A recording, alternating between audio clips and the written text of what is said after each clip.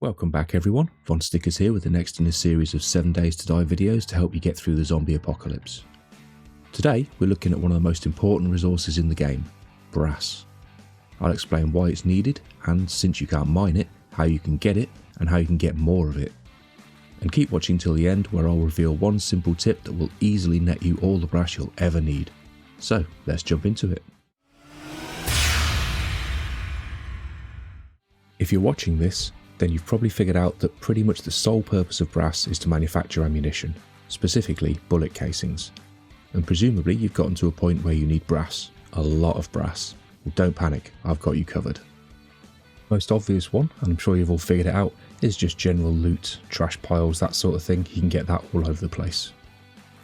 Next up, we've got cars. Use any sort of disassembly tool on these and you'll probably get a radiator out of it.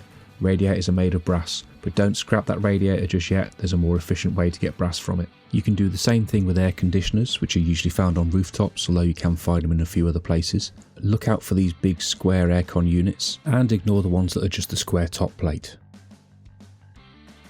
You can also harvest the radiators that you find in houses, along with the different types of sink that you find in all the different buildings. You can get raw brass from these rather than radiators. It's a small amount, but it all helps. And Wasteland Treasures Volume 7 will get you more brass from sinks too.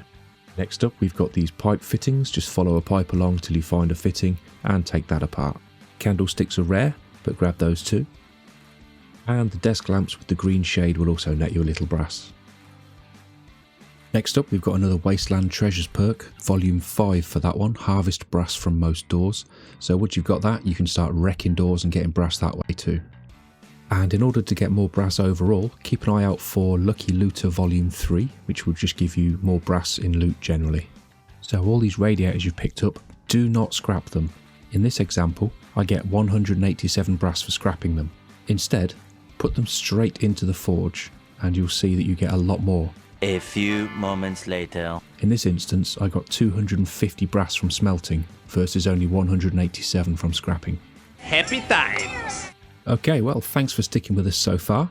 And as promised, we've got one last tip for you, and this one is the jackpot. This is the one that's going to give you all the brass you'll ever need.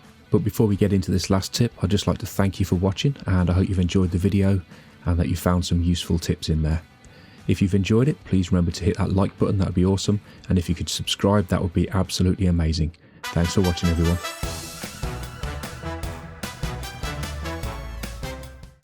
So the best source of brass in the game is your money.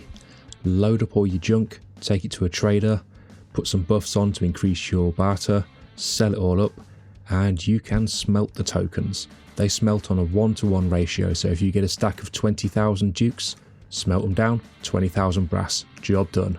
How do you like me now? You like that? Yeah, get some, get some!